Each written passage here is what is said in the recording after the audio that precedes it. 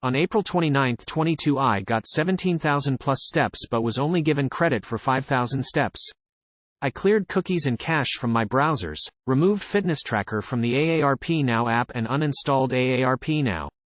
I waited about 15 minutes and downloaded AARP Now and added Fitbit, synced device, checked Bluetooth connection and checked my Fitbit app.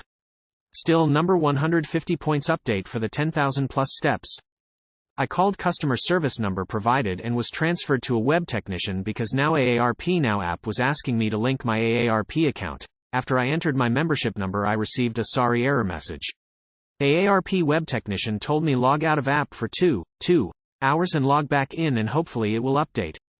I logged back in 3 hours later and still no update, called customer service and the rep questioned if I'd completed the 10,000 steps. I informed I'd send a screenshot of my steps, but she tried adding 300 PTS to account and I informed that I was only missing 150 points.